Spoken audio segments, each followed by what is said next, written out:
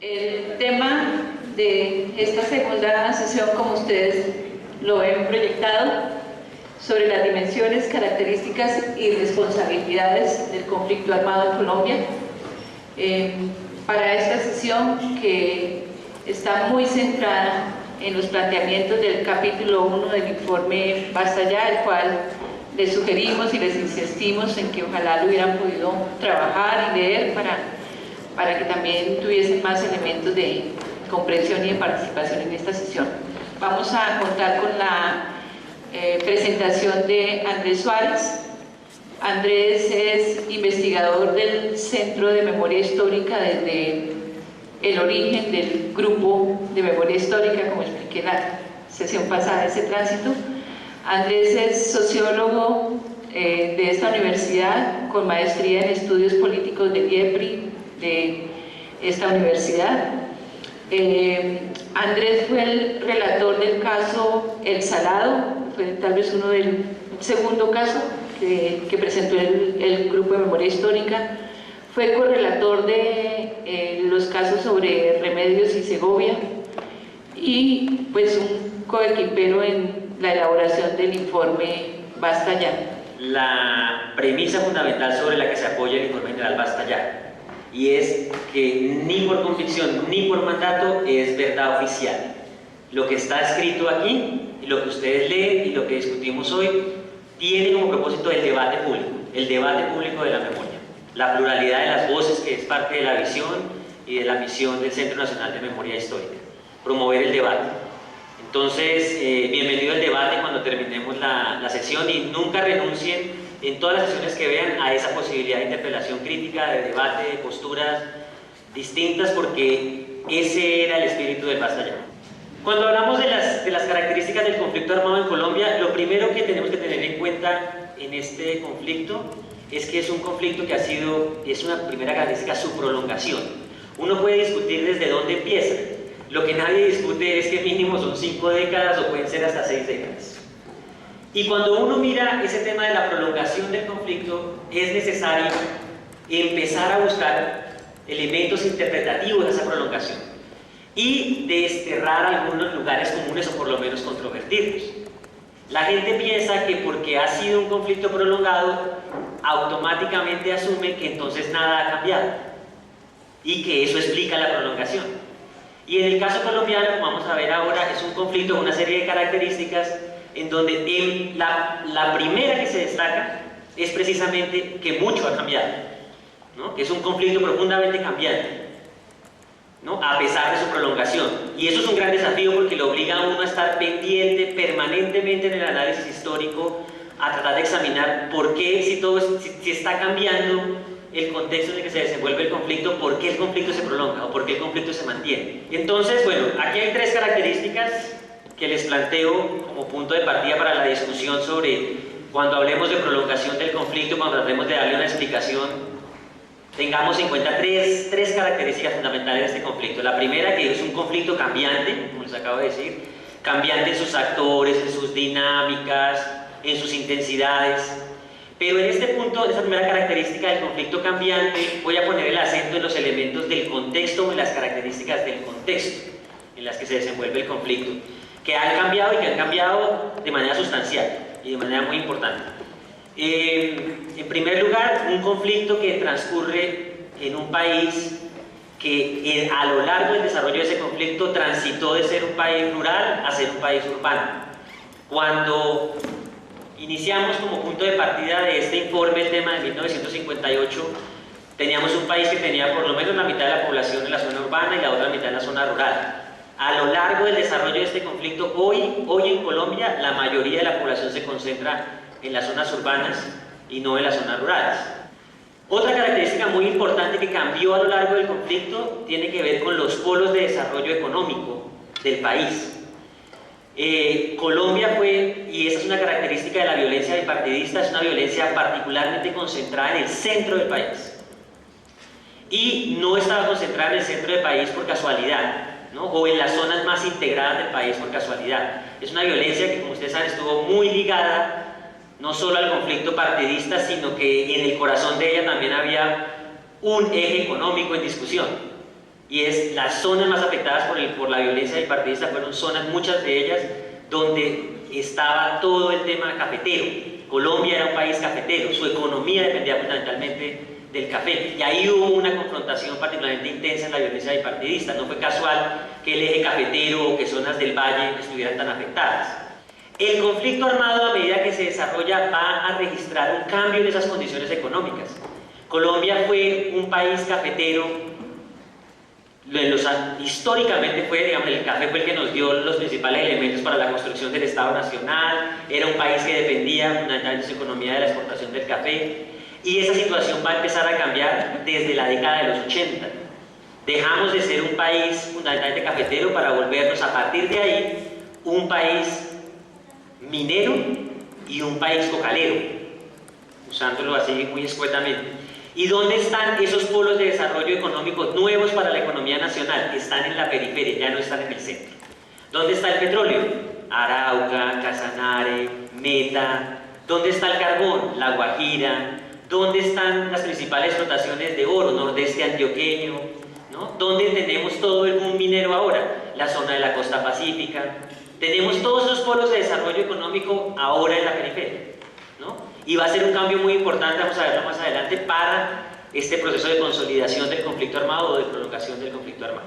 Otra característica importante, hemos visto características, cambios demográficos, hemos visto cambios económicos, también hay cambios políticos, ¿no? Hemos visto un país que ha cambiado, que ha pasado de un régimen político como el del Frente Nacional, con las exclusiones que supuso que fuera un régimen solo para dos partidos, ¿no? Con las limitaciones a la participación democrática, a tener un hito como la Constitución del 91, que es de las constituciones políticas más progresistas del mundo, más liberales del mundo, con una pluralidad, un abanico de opciones de participación o de posibilidades democráticas muy amplias.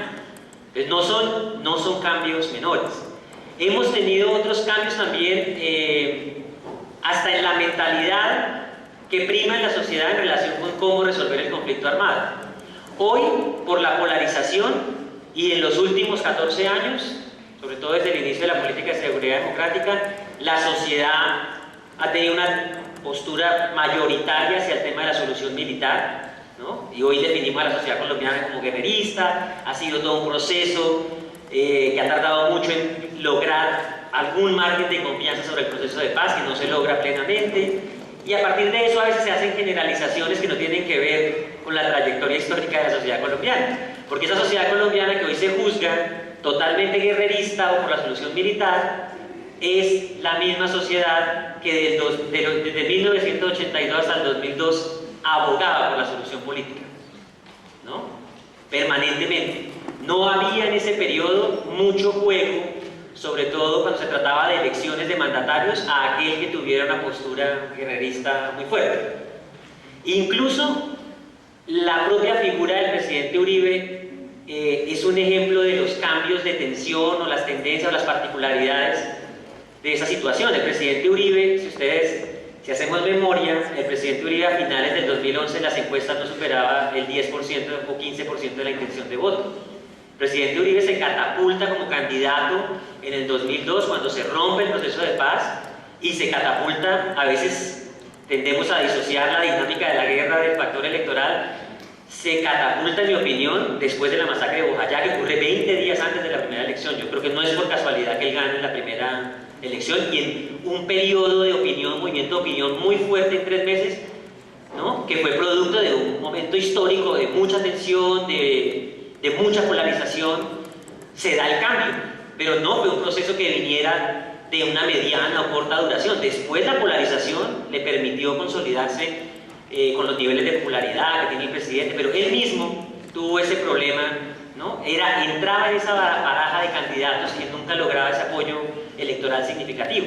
Un lugar que también tenemos que desterrar o empezar a cuestionar es esa idea que dice que la sociedad colombiana está acostumbrada a la violencia, ¿no? Y que vive con ella y que no nos importa vivir con ella. Creo que es un juicio histórico que no es justo frente a momentos muy importantes en los que la sociedad se ha rebelado contra la violencia, ¿no? En la Constitución del 91 no es la voluntad de unos partidos políticos o de unos movimientos políticos o de unos acuerdos de paz lo que nos lleva a la Constitución del 91.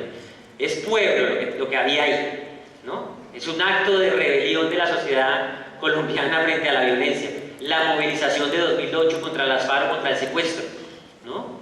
Digamos, no son tipos de movilizaciones que uno espera de una sociedad acostumbrada a la violencia o legitimadora de toda la violencia todo el tiempo. El mandato ciudadano por la paz en 1997, 10 millones de votos, ¿no?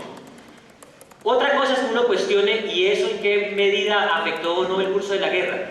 ¿No? Es otra discusión, pero el hecho mismo de ver una sociedad que es capaz de movilizarse frente a la violencia nos muestra, digamos, que hay unos lugares comunes que tenemos que revisar. Un conflicto, además de cambiante, profundamente fragmentado. ¿Y a qué nos referimos con un conflicto fragmentado? Este atributo de la fragmentación es muy importante para entender la prolongación, porque algo que es fragmentado puede prolongarse en el tiempo porque da lugar a muchos reacomodos de manera permanente e impide que haya una solución definitiva o que haya una batalla definitiva que cambie el curso del conflicto. Y esta fragmentación tiene dos características fundamentales. La primera es una fragmentación territorial. Colombia, todos sabemos, es un país de regiones y esa característica se nota en el conflicto armado y marca el conflicto armado. Las particularidades de todas las regiones imprimen una dinámica propia y hacen que muchas veces lo que ocurre en una región no necesariamente tenga efectos en las siguientes. No siempre hay efectos dominó que puedan cambiar el balance nacional.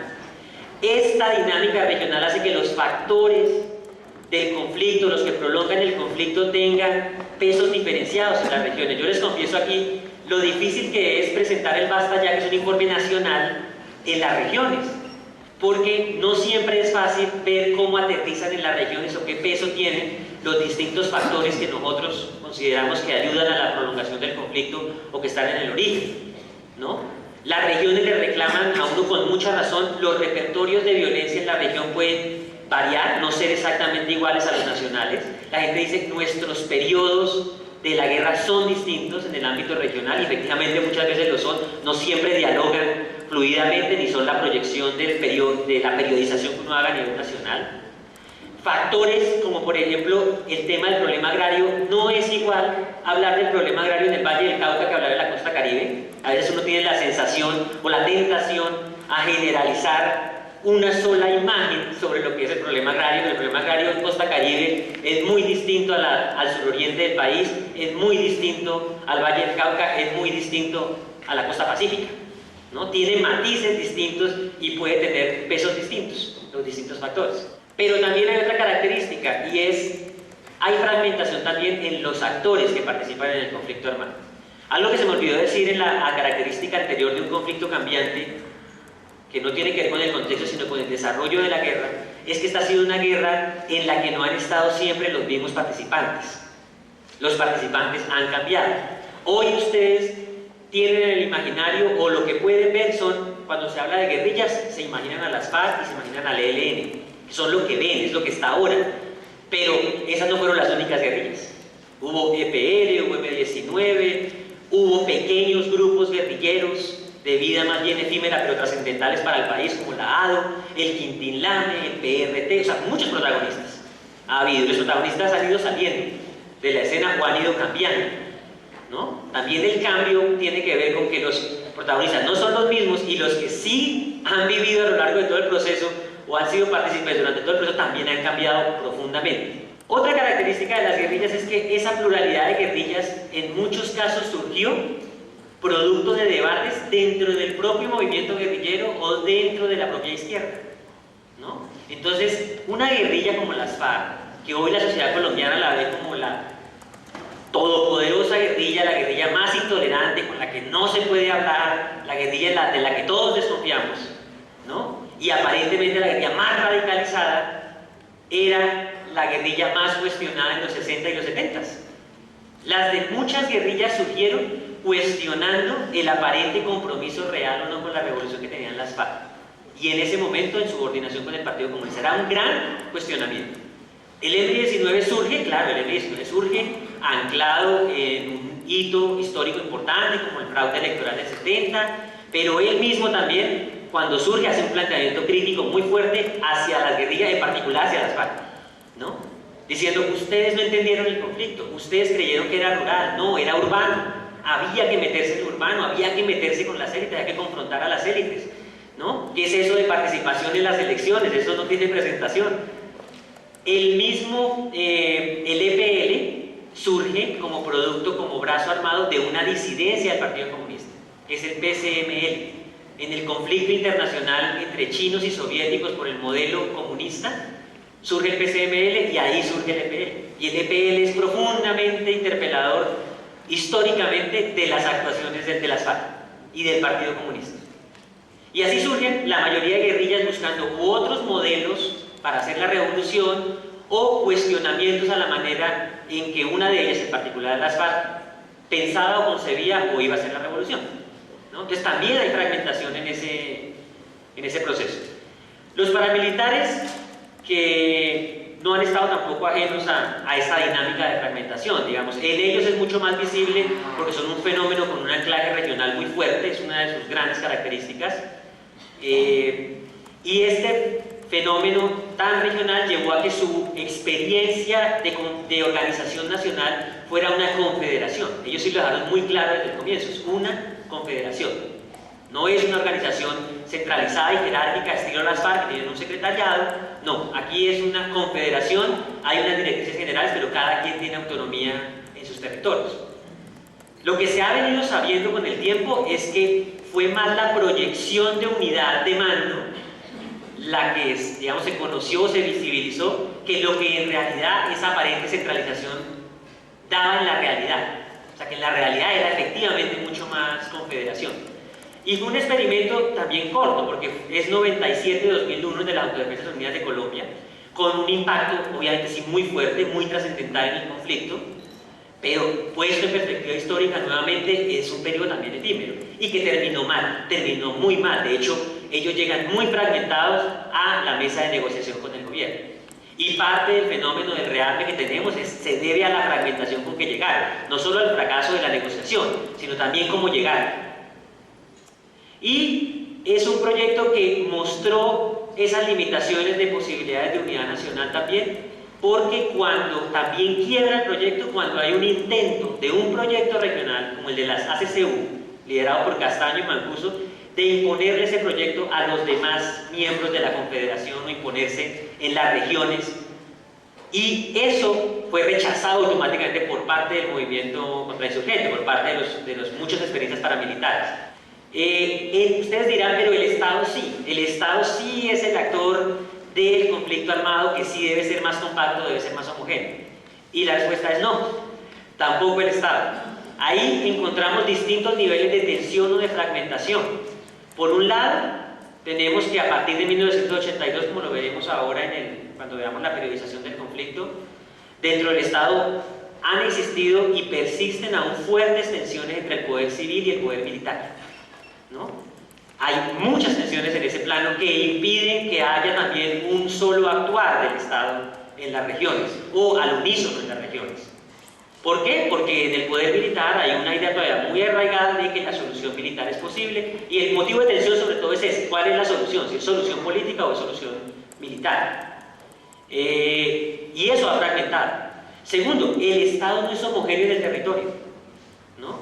Tenemos un Estado cuya posibilidad o fortaleza institucional depende del balance de fuerzas de poderes locales en las regiones. Entonces tenemos un Estado que no es igual al Estado del centro al que se da en las regiones, ¿no? Ahí tenemos un tipo de configuración del Estado distinta. Es lo que el CINEP ha llamado la presencia diferenciada del Estado. Entonces un Estado que en el territorio no puede ser distinto, que en el territorio no puede ser homogéneo, que es distinto, que tiene niveles de debilidad o de fortaleza institucional tan distintos, ¿no? Tampoco es un Estado que pueda ser compacto en la manera como conduce la guerra. De hecho, la experiencia lo que nos ha mostrado histórica es que en muchas regiones del Estado o ha sido cooptado, ¿no?, por alguno de los grupos armados o por fuerzas políticas en esas regiones. En otras tenemos un Estado que ha sido profundamente debilitado o expulsado hasta las mismas. Otra característica, la tercera que colocamos aquí, es la ambigüedad del conflicto. ¿Y a qué nos referimos con la ambigüedad? Fundamentalmente a que este es un conflicto en el que es muy difícil decir que todo es blanco o es negro. automáticamente en algún momento histórico. A veces puede prevalecer una idea o la otra.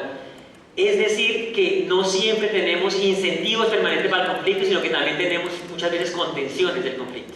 Entonces la prolongación también puede ser por eso, porque hay momentos de muchos incentivos para agravar el conflicto y ahí mismo aparecen elementos de contención que le impiden al conflicto un desarrollo más acelerado para resolverse, ¿no? Cuando parece que se puede llegar a resolver, aparecen elementos, por la vía militar aparecen elementos de contención, ¿no? Cuando parece que hay elementos de contención que nos pueden permitir una salida política, aparecen elementos que apuntan a la solución militar. Entonces, a eso se refiere la ambigüedad, ¿no? A que cuando parece que va para un lado, hay pesos y contrapesos permanentes, con incidencias en cada momento histórico distintas, pero todo el tiempo se juega con esa tensión. Tenemos otros escenarios: vivir en un conflicto armado en el cual tenemos tantos intentos o políticas o procesos de paz en desarrollo. Pues 82, 89, 90, 98, 2002, ahora otra vez, ¿no? En medio del conflicto armado o en los momentos más críticos del conflicto armado, hemos estado escalando la guerra, pero al tiempo hemos estado hablando de paz, ¿no? Y nunca parece que cerramos el ciclo de manera definitiva, ¿no? Uno que podría esperar cuando un proceso de paz en un primer intento falla, pues que todo el mundo se va a la guerra y nadie más quiere saber del asunto. No, aquí se van a la guerra por periodos específicos y después quieren volver a hablar. O no todos renuncian a hablar, ¿no? En el peor periodo de polarización entre el Estado y las guerrillas, en particular con las FARC, que se vive del 2000 en adelante, ustedes recordarán que la posibilidad de un proceso de paz estaba cerrada, pero las FARC nunca renunció a permanentemente insistir en montemos una mesa para hablar de intercambio humanitario. De pronto la mesa de intercambio humanitario va a posibilidades para que hablemos de otra cosa, con su más acérrimo enemigo, con el que menos se puede ver, ¿no? Entonces es esa relación permanente entre no irse de todo a la guerra y dejar siempre la puerta a la paz, o está la paz, pero yo sigo alimentando la guerra. Ustedes ven ahí en la diapositiva una serie de rasgos característicos de estas dimensiones que tiene el conflicto armado. Nosotros, cuando iniciamos este trabajo de documentación en el Basta Ya, partimos, lo primero que nos encontramos ya como resultado de investigación, cuando logramos documentar las dimensiones del conflicto con la información de la que disponíamos, con la que pudimos contrastar e integrar, llegamos al número de los 220.000 muertos dejados por el conflicto entre el 58 y el 2002. Y ahí nos encontramos con varias sorpresas. Esos 220.000 cuestionaban de entrada la idea que había hecho mucho tránsito en el país, o que se había generalizado mucho en la opinión pública, de que el conflicto armado era marginal. Otro tema importante que nos dejó en claro esa cifra fue empezar a cuestionar algo que estaba empezando a generalizarse en el debate académico a partir de las cifras que existían, y era decir que el caso colombiano se parecía más a una vieja guerra, en la discusión de Mary Kaldor, a una vieja guerra que a una nueva guerra. ¿Por qué? Porque decían, Mary Kaldor decía, en la nueva guerra hay una asimetría en la victimización de la población civil frente a los combatientes, pero las cifras disponibles en ese momento, hasta hace poco, sugerían que en Colombia la particularidad era que se parecía a una vieja guerra porque la relación entre combatientes y civiles era de 1 a 1, ¿no? Y de hecho hubo varios ensayos que empezaron a poner en el centro de la discusión ese tema. Lo que nosotros encontramos acá fue una asimetría muy fuerte. De esos 220.000, 180.000 por lo menos civiles y 40.000 combatientes, una relación de 1 a 4. Por cada combatiente muerto, 4 civiles morían en el desarrollo del conflicto. Lo que demuestra que la invisibilización no solo era del peso del conflicto armado frente a la violencia en general, sino de la violencia contra la población civil en el marco del conflicto armado, con todo lo que eso implica. Las escalas y luego las características de la modalidad de violencia nos pusieron en evidencia también que esta violencia contra los civiles, lejos de lo que reivindican los actores armados, no era ni marginal, ni accidental, ¿no? Ni un efecto colateral. No, la población civil estuvo en el centro de las estrategias, ¿no? La violencia y el ataque contra la población civil fue deliberado, no fue accidental, ¿no? Y estuvo asociado a estrategias, ¿no? Eso lo revelaron tanto las modalidades como las escalas que registró, con todo lo que eso implica cuando uno piensa en un proceso de paz y uno piensa en el posconflicto. Y es ponerse de frente ante la responsabilidad. Muy distinta a la responsabilidad cuando uno dice, es que fue un efecto colateral, a que uno dice, sí, ataqué deliberada e intencionalmente a la población civil. Entonces, en ese segundo punto, el primer punto de la diapositiva, cuando ustedes ven el conflicto armado en medio de un contexto de violencia generalizada, básicamente a lo que alude es a que lo primero que reconocemos es que en Colombia no todas las muertes violentas son por conflicto armado, pero como hemos visto, son más las muertes violentas por conflicto armado de las que hemos reconocido hasta ahora. Y este contexto en el que se desenvuelve la violencia, porque no se agota en el conflicto armado, nos llevó a nosotros a empezar a encontrar cómo los actores armados, lo que empezamos a ver es que ese contexto generalizado de violencia con el tiempo fue instrumentalizado y apropiado por los propios actores armados para ocultar su violencia en la de otros. Entonces, ¿eso cómo podíamos verificarlo? ¿O cómo podíamos encontrar indicios de que eso estaba ocurriendo?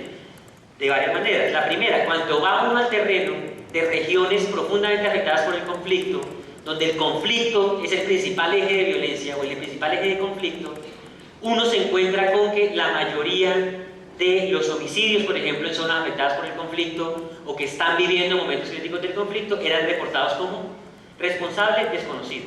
O esta violencia fue de narcotraficantes, fue de la criminalidad, fue pasional, ¿no? Resulta que tras esa aparente pluralidad de violencias en las regiones, lo que estaba era escondiéndose la violencia del conflicto armado, en la manera en cómo se reportaba o se comunicaba la información. Y eso empezó luego también a corroborarse cuando empiezan las versiones libres de los paramilitares. Empiezan a aparecer una gran cantidad de eventos que no se tenían registrados y que cuando uno hace la contrastación con lo que incluso las ONGs habían recogido, lo que las ONGs recogían como hecho por un grupo de limpieza social, el paramilitar decía, lo hice yo. Lo que aparecía como un hecho sin autor o desconocido, lo hice yo, ¿no? Entonces empezaron a ocultar en la violencia de los otros la violencia propia. Y eso no es un tema menor porque también hace que en contextos como las ciudades, en las ciudades sí que la incidencia del conflicto armado es mucho menor. Y ahí sí uno está palpando otras violencias que lo están rodeando. Ahí no es tan fácil ocultar, pero en las regiones, trasladar esto que pasaba en las ciudades a como si fueran las regiones. Pero la opinión pública en las ciudades sigue convencida, porque es la violencia que tiene más próxima, que la del conflicto armado es la menor. Porque la próxima a la que se enfrenta es a la de la criminalidad, al narcotráfico, a la de los grupos de limpieza social, a la de la intolerancia ciudadana. Los mecanismos opacan las dimensiones. ¿A qué se refiere eso? A que vamos a ver entonces el día a día de la violencia, al ver las acciones concretas de la violencia, al ver las prácticas violentas, a las prácticas concretas de la violencia. Y vamos a ver si ahí encontramos elementos que puedan contribuir o no a la invisibilización. ¿Y qué encontramos ahí? Lo que encontramos es que la violencia más visible no fue necesariamente ni la más frecuente ni la más letal. Es decir, que si nosotros creemos que lo que más ocurrió en el conflicto fueron masacres, las grandes masacres, que Mapiripán es el ejemplo de la generalización de la violencia, o el Nogal como atentado terrorista es lo que más ocurrió en la violencia, la respuesta es no. Eso es lo más visible, pero no fue lo más frecuente ni lo más letal. Lo que nos encontramos es con algo que nosotros en otros espacios hemos calificado como la violencia de alta frecuencia y de bajo perfil. ¿Que a qué se refiere? Se refiere a que el conflicto colombiano, más que ser una guerra de grandes masacres o de atentados terroristas, ha sido una guerra de asesinatos selectivos, de desapariciones, de secuestros, de masacres que nosotros llamamos, no es un sentido peyorativo, sino captando la dimensión, masacres pequeñas, de 4, 5 o 6 víctimas que no ocupan un primer plano en la noticia, no son titular de prensa, ¿no? Quedan en la página judicial por allí en una esquina cuando aparecen, porque no siempre aparecen todas.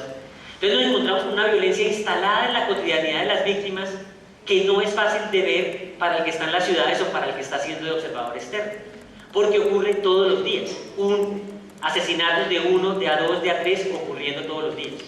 La mayoría de las acciones violentas contra la población civil, vuelvo a dar el ejemplo de Mapiripán, no son un grupo que entra uniformado, que es un grupo grande, ¿no? Que viene con armas largas, que intimida a la población y la mata. No, la mayoría de las acciones son de tipo sicarial, es decir, va un personaje en una moto y entran a la casa, matan, no van uniformados, no siempre portan armas largas.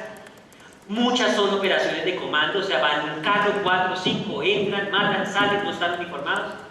Y son mecanismos, o son modus operandi que no siempre son fácilmente discernibles de las otras violencias, porque así operan los otros actores violentos en Colombia.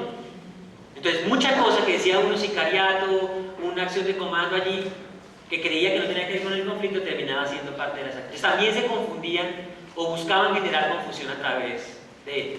También encontrábamos entonces que, además de los mecanismos, contribuía a la invisibilización el que nos preguntáramos dónde ocurre la violencia, ¿no? De ahí el tercer ítem que ustedes ven en la diapositiva: una violencia de alto impacto local y regional, pero baja visibilidad nacional.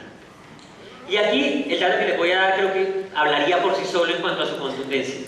Y es, les dije al comienzo, el 70% de la población vive en las zonas urbanas, el 30% vive en las rurales.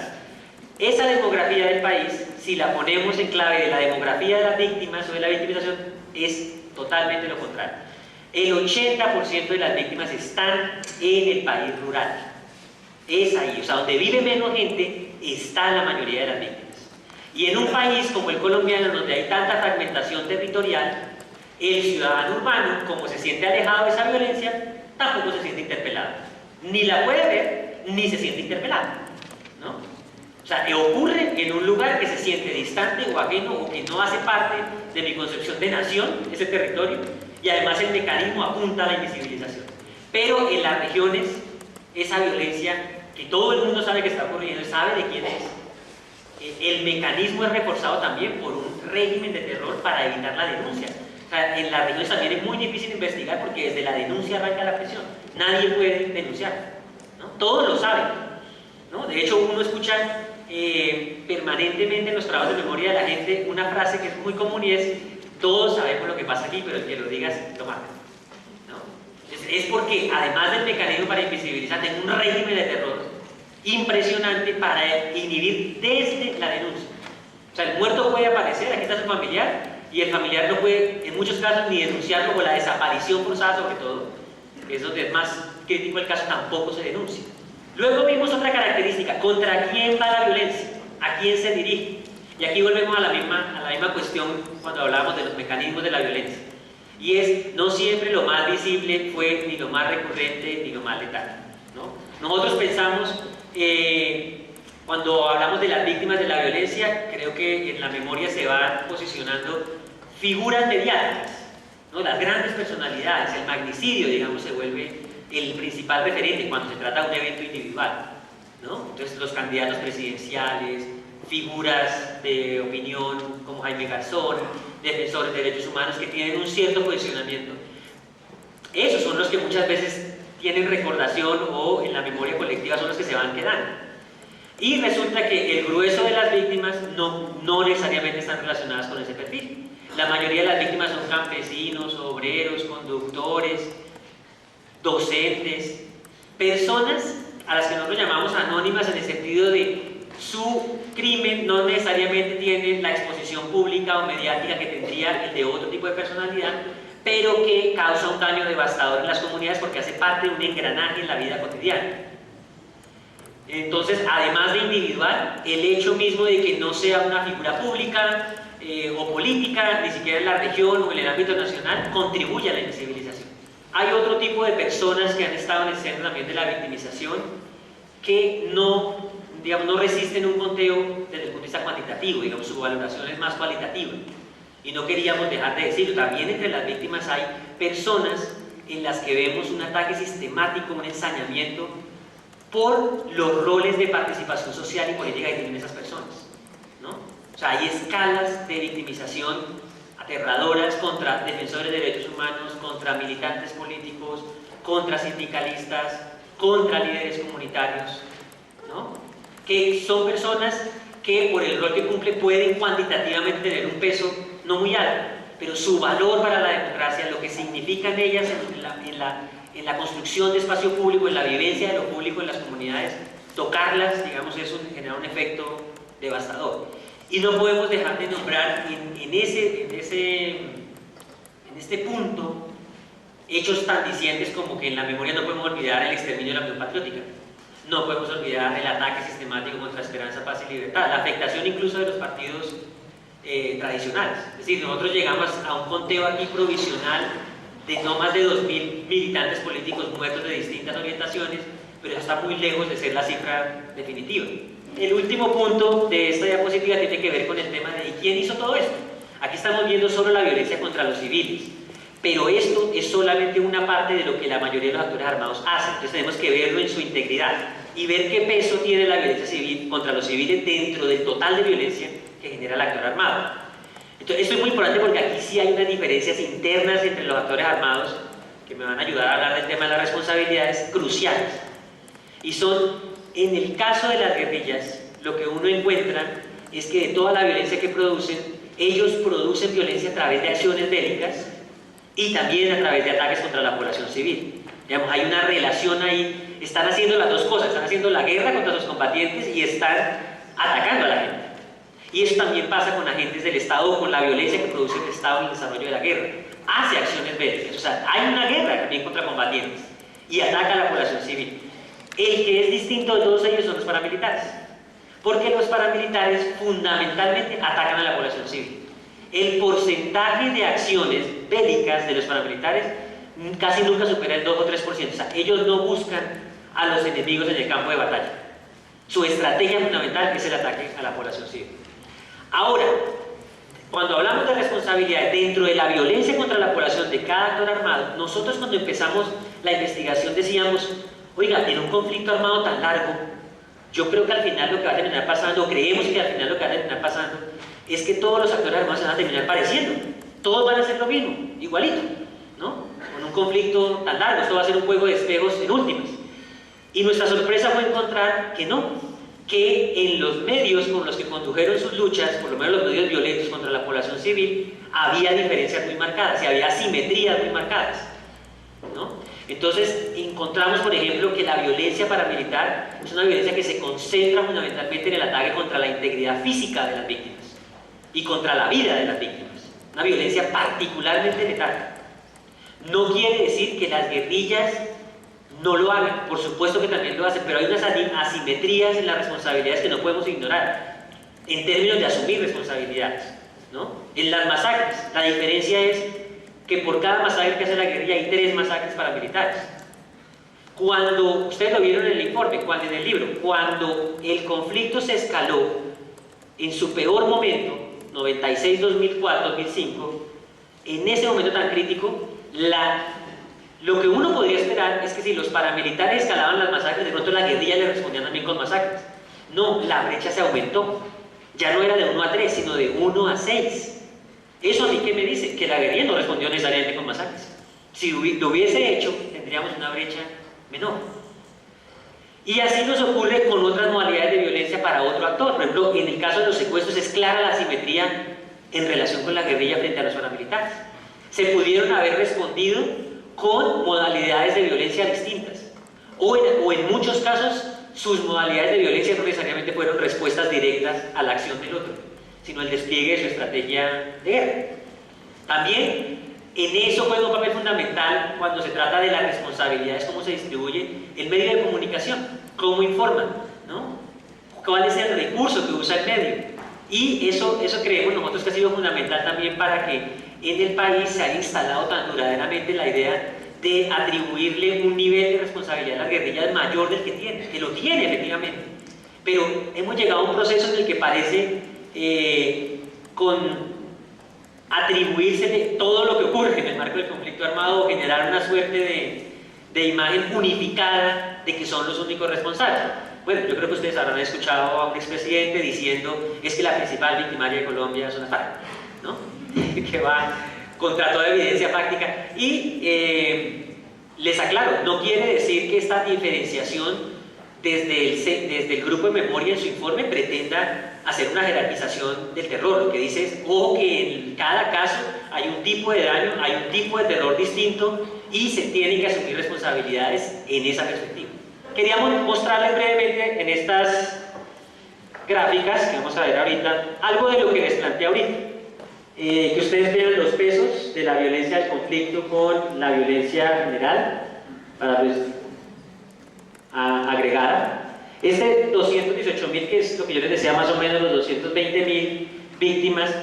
Cuando nosotros empezamos el trabajo, el estudio que digamos que era más atrevido a la hora de mostrar las dimensiones del conflicto en cuanto a su dimensión letal o a la violencia letal, era un pequeño ensayo de Francisco Gutiérrez, y él lanzó por proyección 100.000 víctimas, pero lo documentado por distintos centros de pensamiento, el que más decía el número de víctimas era CEDAC, que decía 60.000 víctimas, ¿no?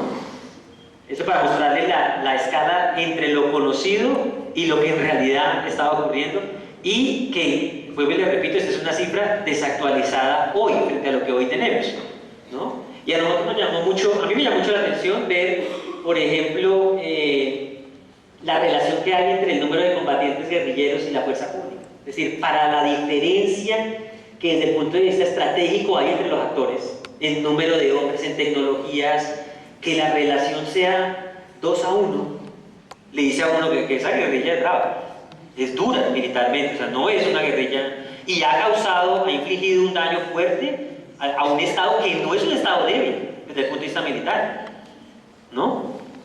Y también me parece que es muy importante porque la cifra la puedo mirar en perspectiva comparada, me dice algo muy interesante, pero también ella misma me dice algo importante, y es, si uno mira esos 23.000 pueden equivaler a lo que en algún momento fueron todos los combatientes de las guerrillas.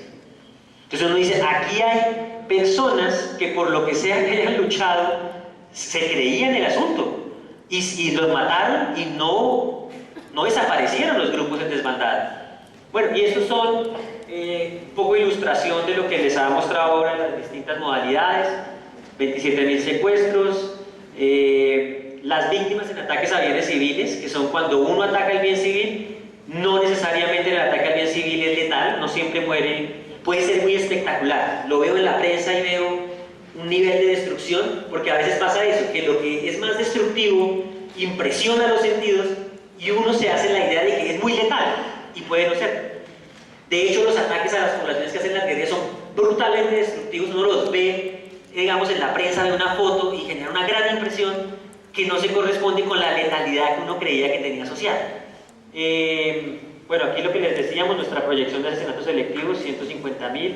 Los atentados terroristas, que como ustedes pueden ver tienen es un número muy bajo, este número de casos comparado con la escala de los demás delitos, y el número de víctimas letales que incluso el atentado terrorista produce más heridos que víctimas letales. Ese es también un tema de impresión de los sentidos, que uno dice, si colocaron una bomba, mínimo debe haber muerto muchísima gente, y no necesariamente muere mucha gente, hay mucho lesionado, mucha destrucción. Los episodios de violencia sexual, ustedes saben que sobre ellos hay un manto de ocultamiento muy fuerte. La cifra nomás, creo que lo que demostraba es, los actores armados no pueden decir sobre cerca de 1.800 víctimas que esto fue un accidente de individuos aislados. 1.800 sí creo que ya cuestionan. No sé si puede ser discutible el tema de arma de guerra o no, puede ser discutible como estrategia, pero que esto revele marginalidad o que fue cuestión de individuos aislados únicamente, claramente no. Y hoy esa cifra se está acercando a los 5.000. Miren las acciones bélicas, que los actores armados dicen, no, es que cuando le sugieren a uno la idea del daño colateral, entre comillas, le están queriendo decir a uno, no, es que la gente muere porque estaba en el lugar equivocado. Yo entré en un combate y estaban ahí. Y miren el peso tan bajo que tiene el número de víctimas letales, cerca de 1.400, frente al global que tenemos, del que estamos hablando. Esas son las cifras que le incomodarían a un actor armado, que le digan, ¿no? Usted me habla de daño colateral, pero las acciones donde hay más muertos son las intencionales. Bueno, las masacres, que es en 1982, digamos que nos puede sorprender mucho, pero lo que les digo, 75% de las masacres son de 4, 5 o 6 víctimas. Las desapariciones forzadas, 25.000, y los desplazamientos forzados, 5.700.000. Lo que les digo, hoy esa cifra ya está en 6,5 millones. Esta gráfica que les estoy mostrando ahí es la distribución de las muertes violentas por conflicto armado. O sea, esos 220.000 colocados en una gráfica, en la que por supuesto estamos contando tanto a los civiles como a los combatientes muertos. Distinguimos 4 grandes periodos. El primero, que va de 1958 a 2012. Aquí vamos a hablar un poquito de la polémica sobre el origen. ¿Por qué nosotros colocamos 1958? ¿Cuál es la apuesta fundamental? que en principio debería estar más o menos clara en el informe, puede que no, pero la explicamos. La crítica que hemos recibido es ¿por qué arrancan en el 58? Entonces, bueno, muchos nos han dicho ¿por qué no arrancan en el 64 cuando nacen las FARC? O cuando se dan los hitos desde los que se dan las FARC. Entonces nos dicen, usted debería arrancar desde ahí porque una guerra no lo es sin actores armados. Nosotros respondemos, puede ser cierto, pero es que el actor armado que se va a formar en el 64 tiene una experiencia que viene de atrás, con una serie de continuidades que vienen de atrás. Entonces, cuando decimos hay unas continuidades en ese que hoy se forma como actor armado, que ya venían de una experiencia previa con la violencia, sin la cual no lo puedo entender al mismo, los críticos del otro lado pues, nos dicen, pero es que 58, ¿por qué se conoce 58? Se está desconociendo toda la violencia bipartidista, que es donde hunde sus raíces todos los actores armados, o las guerrillas, muchas de las guerrillas hunden sus raíces en lo que pasó en la violencia bipartidista. Entonces se van al 48 con el asesinato de Gaitán, como el hito en el cual la violencia bipartidista estalló y llegó a los niveles de mayor recrudecimiento, de ahí en adelante, o se van al 36 para reivindicar las luchas agrarias que se dieron en los años 30 y que de ahí arrancó, y es que el movimiento campesino es fuerte desde los 30 y ese movimiento de los 30 es muy importante para entender lo que pasó en la violencia de los 40, de los 50. Y nosotros decimos, ¿por qué nos paramos en el 58? Primero, reconocemos que hay continuidades con la violencia bipartidista. Ustedes lo van a leer en el capítulo 2, que nosotros arrancamos hablando de la violencia bipartidista. ¿Por qué no nos fuimos a los 30? Porque entre los académicos que hay en el grupo y los historiadores hay serios debates sobre las continuidades o no, ya desde los 30. O también por el riesgo que corremos, desde el punto de vista de análisis histórico, de que si nos pusiéramos a hilar fino, probablemente llegáramos al siglo XIX. ¿Por qué elegimos 58? Por varias razones. Una, por reconocer que es un punto de inflexión en la naturaleza del conflicto. Porque el Frente Nacional es un acuerdo entre los dos partidos que venían desarrollando la violencia bipartidista, cuyo propósito es acabarla. Y ellos deciden cooperar a partir de ahí. Eso cambia la naturaleza del conflicto para siempre. Porque no habíamos tenido un acuerdo de ese grado de sistematicidad o organicidad antes. Antes los partidos venían a hacer acuerdos muy preliminares, pero siempre estuvieron en guerra. Este fue el intento por salir de esa guerra. Y ahora se colocaron en un bando, en un lado. Eso hace que no podamos decir que hay simplemente continuidades o prolongación. Porque los dos que estaban confrontados ya no están confrontados, forman un bloque y a ese bloque en el que se quedan por fuera quienes tuvieron alianzas con ellos en el desarrollo de la violencia anterior ya no quedan excluidos. Porque el frente se funda en la idea de solo existimos usted y yo. Y segundo, porque también después del 58 tenemos un hecho que también cambia la manera en que conciben la violencia los actores que continúan. Y es la Revolución Cubana. La Revolución Cubana lo cambia todo. Las perspectivas de revolución, la perspectiva de acceso al poder son las que definen mejor que ahora la confrontación no es liberal conservador, sino Estado de insurgencia. Ese es el nuevo eje de confrontación. Y el Estado mismo también, en la manera en que conduce el intento por acabar con la violencia bipartidista, dice, este tema de la Revolución Cubana, colocar la violencia de Colombia en un contexto que ya no es solo local, sino continental, es como nuestra entrada a la globalización, si me permiten la expresión. Ya las amenazas no son solo locales, también son continentales. Y el ataque a Marquetalia, por ejemplo, se da bajo la idea de no solo extirpar un foco que pudiese reanimar la violencia bipartidista, sino también la idea de que todo foco armado que estuviera en el territorio era un potencial Cuba. Este periodo, entonces del 58 al 82, lo elevamos todo, digamos, le damos toda esta cobertura temporal, porque significó esa transición, el fin de la violencia bipartidista, el inicio del conflicto armado, pero un inicio, lo que les digo, con una particularidad, surgieron muchos actores armados, sobre todo en el bando de las guerrillas, y además en un periodo donde el conflicto es Estado-guerrillas, únicamente. El Estado tiene todo el tiempo el monopolio de la lucha contra insurgentes. No se lo ha entregado a los particulares, lo hace el Estado directamente. Y tenemos muchos actores armados, pero los actores armados parece que no tienen la posibilidad de desencadenar el conflicto, ¿no? Y eso explica la marginalidad. ¿Por qué no lo pueden desencadenar? Por varias razones. Una, porque hay una estrategia contrainsurgente muy fuerte de parte del Estado. Segundo, que ellos están todos instalados en las periferias. Le facilitaron mucho la tarea al Estado para el desarrollo de la acción contrainsurgente en las periferias. Y las periferias de este momento son periferias pobres. Ahí no ha llegado todavía lo que les dije al comienzo, no ha llegado ni el petróleo, no ha llegado ni el tema cocalero, nada de eso ha llegado. Entonces están en la periferia y están pobres. Y además están profundamente fragmentados y divididos y peleando entre ellos, ¿no? Y, como si fuera poco, tienen una manera de conducir la revolución en la que se alzan en armas, pero sus paradigmas para alzarse en armas son paradigmas externos, que de alguna manera rígidamente quieren aplicar al caso colombiano, o sea, de alguna manera desconectados de la realidad colombiana. Voy a dar un ejemplo, el ELN. El ELN tuvo un nicho histórico en relación con las luchas sindicales en Barranca Bermeja, pero histórico. Cuando se conforma ya como guerrilla y adopta el modelo foquista de Cuba, que es un modelo que dice lo importante es tener el foco armado, y el foco armado, una vez se ha consolidado, se ha formado, eso prende la pradera de la revolución y llegó la revolución. Ellos decían desde esa concepción que ligarse a luchas reivindicativas, sociales, de movimiento social, eso era distraerse del objetivo de la revolución.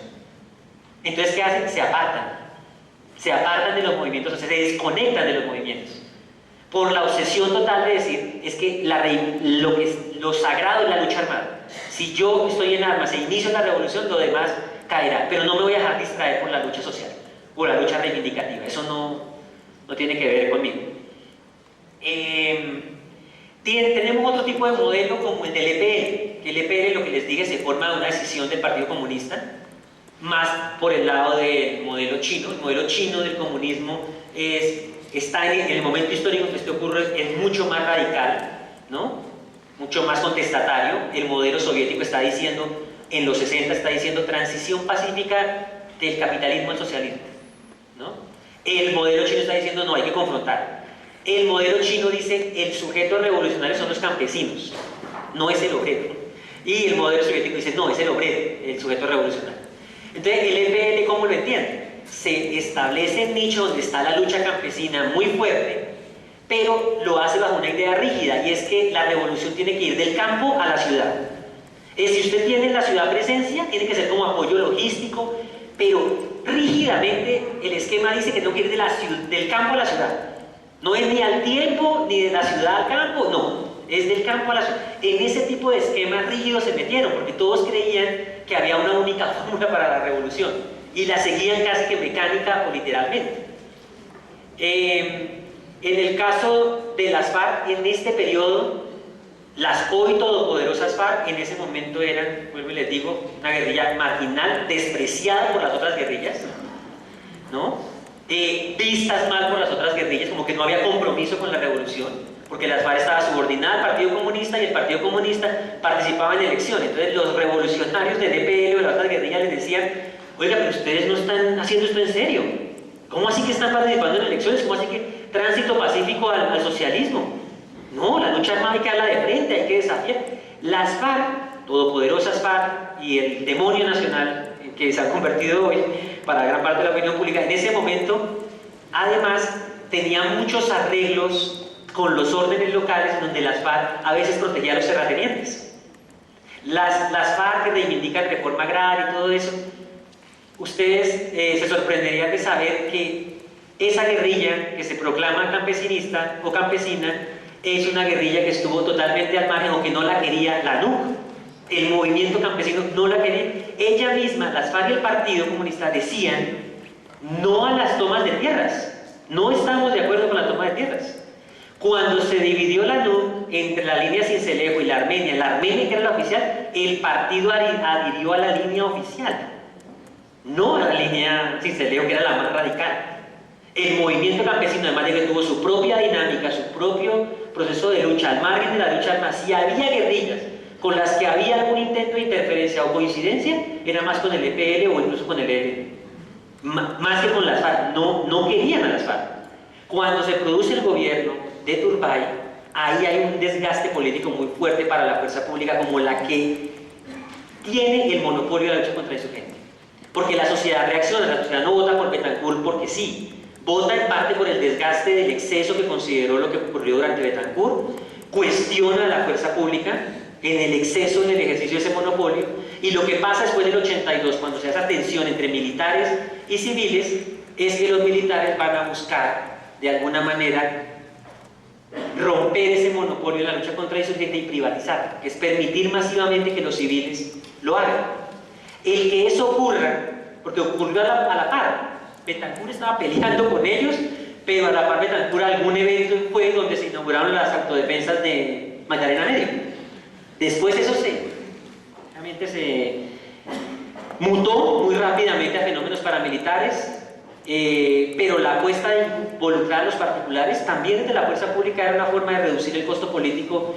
Ya no podían hacer la represión de manera directa, ¿no? Y la entrada del narcotráfico fue una gran oportunidad también para todos, porque el narcotráfico se mete decididamente en la lucha contra el insurgente, y que lo haga el narcotráfico o que lo haga alguna expresión de criminalidad, pues también facilita que yo pueda desarrollar esa otra guerra paralela sin costo. Porque yo digo, ¿hay excesos? Sí, los narcotraficantes están armados allá, son ellos los que están haciendo, criminales ellos no sé qué. Pero esa estrategia no pudo haber avanzado también sin que efectivamente parte del malestar de la fuerza pública con la solución política que planteaba Betancourt y luego Barco hubiese alimentado este fenómeno de guerra sucia o de paramilitarismo. Quiero decir del periodo 58-82, perdón que me devuelva, una cosa que es muy importante, y es que ese periodo también creemos que la marginalidad de la lucha armada fue producto de que la sociedad colombiana fue muy intensa en su participación social y política. O sea, hubo mucha movilización de los estudiantes, movilización de los sindicatos, ¿no? O sea, los espacios, por muy restringidos que fuera, que daba el Frente Nacional, la gente los usaba todos. El Frente Nacional no dejaba participar a gente que no tuviera, a gente distinta a los partidos, pero dejó un mecanismo en el que la gente se metió para hacerle oposición al Frente Nacional, que fue, el Frente Nacional dijo, vamos a repartirnos el poder a partes iguales, pero para no acabar del todo con la democracia vamos a competir dentro de los partidos. La competencia entre los partidos permitió que surgiera la disidencia. A través de las disidencias, la gente le hizo oposición al Frente Nacional desde dentro del Frente Nacional.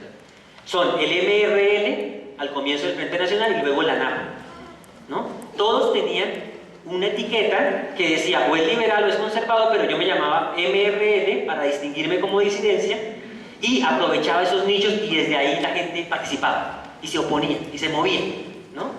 Entonces eso es un tema muy importante porque siempre se ha dicho el Frente Nacional cerró todo, entonces la gente se fue a la lucha armada y lo que nunca ha sido claro es entonces por qué si se cerró todo, por qué la lucha armada no despegó. Es porque en medio del cerramiento, la sociedad colombiana, creo que es un testimonio histórico, la gente se movió por todos los canales institucionales, por pequeños que fueran, para expresarse. El periodo 96, bueno, le voy a aplicar del periodo 82-96, ustedes me pueden decir, pues usted nos habló al comienzo de la presentación de que la Constitución del 91 fue muy importante, fue un cambio. ¿Por qué eso no aparece como un punto de corte para terminar en el 96? Porque en la tendencia de violencia que les mostramos no hay una variación tan significativa en la violencia, ¿no? Porque el comienzo de la Constitución fue un comienzo muy difícil. Estamos hablando del final de la época del narcoterrorismo, estamos en nuevos intentos de negociación que no funcionan en Tlaxcala y Caracas, y lo que uno ve es que la Constitución no tuvo un impacto similar o un impacto que uno puede decir generalizado en todo el territorio en las mismas condiciones. En muchas regiones lo que le dicen a uno es la Constitución pudo haber llegado para las ciudades, pero no llegó para las regiones. El periodo 96-2005, como lo ven ahí, es un periodo de explosión de todas de la expansión de las guerrillas, un periodo de radicalización. También en el periodo, hay que decir que después de la Constitución del 91, muchos de los actores han salido entre las guerrillas del conflicto, quedan las FARC y el ELN, hacen un intento de negociación, fracasa, y ellos hacen una apuesta por la radicalización total, o sea, por irse por completo a la lucha armada. La crisis del gobierno de Samper va a marcar un antes y un después en la manera como las guerrillas manejaban este ciclo de termina un gobierno, lo ataco, pero con el nuevo quiero negociar. Con Samper se rompió esa dinámica, ya no querían negociar al comienzo y creyeron que había cambiado la perspectiva de acceso al poder. Entonces ustedes recordarán, en 96 la mayoría de los ataques, los fuertes golpes que dan las FARC, al Estado en muchas regiones, un cambio en la forma de hacer la guerra, que no parece simplemente una guerra de guerrillas, sino ya son unidades más grandes, haciendo golpes mucho más grandes, Patascoy, Las Delicias, ese tipo de ataques que cambian la naturaleza, la manera como ellos creen que puede conducirse el conflicto. Es un proceso de radicalización ya militar mucho más fuerte. Los paramilitares que van a tener un periodo de relanzamiento, porque los paramilitares de los 80 van a entrar en crisis a comienzos de los 90, pero aquí se relanzan con un proyecto nuevo. Ahora sí quieren ser ejército, sí les interesa el control del territorio, les interesa coordinarse y les interesa además traducir el control del territorio en sus recursos en control político o en poder político, ¿no? Incluso para incidir en el ámbito nacional, que es todo lo que conocimos de la parapolítica. Y es un periodo que les decía es muy distinto a los anteriores, porque en general todo el conflicto armado ha transcurrido en medio de variables macroeconómicas muy estables, mucho crecimiento, un crecimiento más o menos estable. El tema inflacionario ha tenido picos importantes, pero no comparados con el resto de América Latina, ¿no? Digamos, en términos macroeconómicos, parece una situación no reductible a la de un conflicto armado, muy estable el país. Eso también ha ayudado mucho también al tema de la prolongación, o que alguno crea que el conflicto es solamente un malestar. De hecho, los empresarios tenían una frase a finales de los 80 muy diciente sobre cómo interpretaban el conflicto. Decían, la economía va bien, pero el país va mal. No se decía para cambiar la situación, sino la economía va bien. Aquí se cambia la fórmula. Lo que pasa en este periodo, del 96 al 2005, es que sí entramos en un periodo de crisis económica fuerte, y los empresarios también empiezan a decir, la economía va mal y el país va mal. Pero sobre todo la economía va mal, entonces venga, tenemos que hablar, tenemos que mirar cómo termina el conflicto. Y en esa misma lógica es que van a apuntarle fuerte a un respaldo político masivo a la política de seguridad democrática, porque en poco la guerra tocó sus bolsillos, y la apuesta de la política de seguridad es, recuerden los 3 huevitos de Uribe: política, seguridad democrática, confianza inversionista y cohesión. Bueno, yo creo más en 2 de los 3, o sea, él fue más coherente en 2 de los 3, no sé dónde logró la cohesión. Entonces, esa es la particularidad de ese periodo, y ese periodo es el periodo que se cierra también en 2002, porque es el momento en que la sociedad también marca un punto de ruptura con la confianza en la negociación de paz. Ya es la sociedad que se va al otro extremo y dice solución militar, ¿no? Y el último periodo es el periodo donde el Estado intenta recuperar otra vez el monopolio de la lucha contra el insurgente, por eso negocia con los paramilitares, ¿no? Y con la política de seguridad democrática. La idea es, ahora lo hacemos nosotros. Hay unos primeros momentos en donde sigue habiendo involucramiento de la población civil. Ustedes recordarán los soldados campesinos, los informantes, pero la estrategia a largo plazo es sacar a los paramilitares e intentar asumirla de manera directa. Y el efecto perverso que tuvo el desarrollo de la política, ustedes ya lo conocen, los pasos positivos, la presión por resultados. Es un periodo donde no solo hay un repliegue de las FARC, hay un debilitamiento de las FARC. Las FARC es sacada de muchos territorios donde tenía un importante poder militar y territorial, pero a finales del gobierno ya empieza a haber un desgaste con la política de seguridad, porque se comprueba que las FARC han logrado reacomodarse, han logrado volver a un esquema de guerra de guerrillas, y ya la política de seguridad no se acomoda a esa forma de hacer la guerra.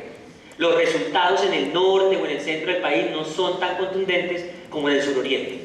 Sobre todo en esas retaguardias el resultado es mucho menos contundente, y se empieza a ver unas FARC que recuperan el nivel de actividad, que empiezan a golpear, ¿no? Y que demuestran esta capacidad de readaptación a pesar de todos los golpes que ha recibido en sus manos.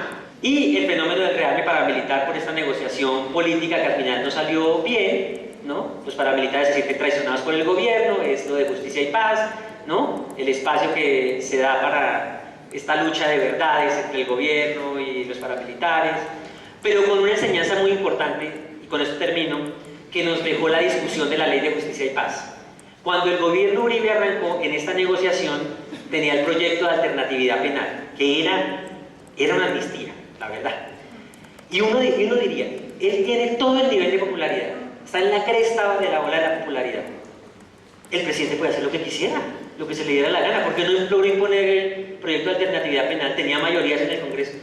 Porque ahí se mostró que, a pesar de tener un presidente con esas características, habían sectores de la sociedad que tenían poder y que se movieron. Se movió la comunidad internacional, se movieron sectores del Partido Liberal, sectores políticos se movieron. en el Congreso y terminaron llegando a la ley de justicia y paz, que era muy distinta a la ley de alternatividad penal. Criticada la ley de justicia y paz, todo lo que quieran, pero que había un abismo brutal entre las dos. Y no se correspondía a la ley de justicia y paz con el primer proyecto, y uno diría, pero no era tan todopoderoso, o sea, algunos poderes estaban funcionando. Y después la ley de justicia y paz va a las Cortes, y las Cortes la terminan de apretar la ley o de dejarla un poco más en sintonía con los derechos de las víctimas, ¿no? Y ahí es donde los paramilitares dicen que nos traicionaron. Bueno, a la pregunta por el término de atentado terrorista como modalidad de violencia, bueno, esa fue una construcción muy problemática, difícil, porque el término terrorismo ha adquirido una connotación valorativa, ¿no? O de juicio a algo. Nosotros lo que queríamos en la identificación de las modalidades era captar situaciones específicas en el marco del conflicto, ¿no? Y cuando hablamos de atentados terroristas, ¿qué era exactamente lo que queríamos captar? Queríamos captar todo aquel ataque que se perpetrara, ¿no? Usando explosivos, sorpresivo, en lugares donde se pudiera causar alto daño o que tuviera una alta exposición pública.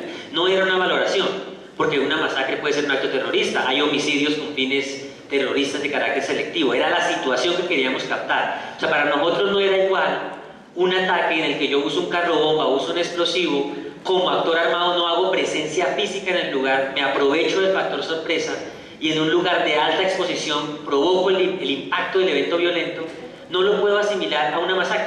En esa misma quiero decir, cuando me preguntan por lo de por qué no aparecería el terrorismo de Estado casi como una categoría, me sirve para decirles que en otras presentaciones me han dicho, pero en sus modalidades de violencia no aparecen el genocidio, no aparece el crimen de lesa humanidad, ¿no?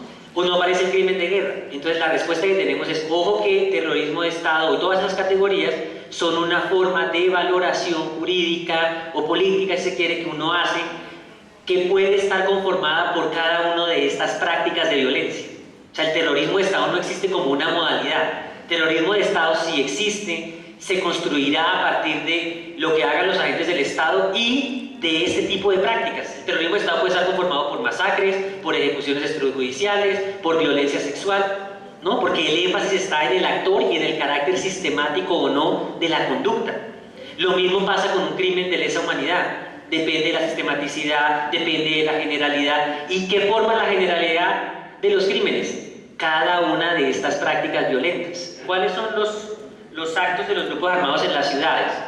Les mostraba las diferencias de escala en la violencia en las ciudades y en las zonas rurales.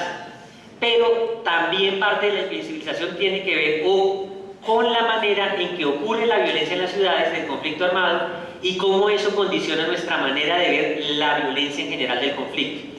Entonces, el hecho de que en una parte importante de la opinión pública exista la idea de que las FARC hacen de todo y que son las principales responsables, es porque muchos de sus hechos ocurren en la ciudad y son muy visibles. Bueno, que si hubo desmovilización completa del EPL, bueno, voy a hacer esta precisión. Cuando el EPL se desmoviliza en el 91, queda una disidencia del EPL, que prosiguió, una disidencia además que tuvo un camino muy peculiar, porque esa disidencia se alía con las FARC para los ataques a los desmovilizados en Urabá, muy fuerte en el año 92-93, y en el 96 esa disidencia se integra a los paramilitares, ¿no? Cosas de la guerra, la disidencia.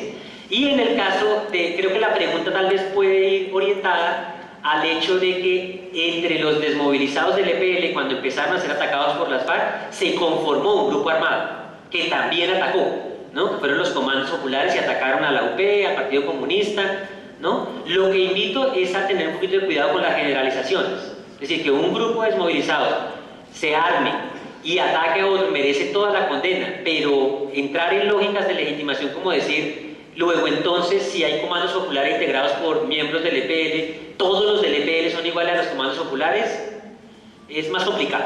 Sobre si las FARC llegan unificadas o están unificadas en La Habana, yo creo que la diferencia con lo que pasó con los paramilitares es diciente. Las FARC siempre han tenido un secretariado muy fuerte, son una organización con una estructura jerárquica muy fuerte, la gente, digamos, obedece internamente mucho a lo que dictamina el secretariado.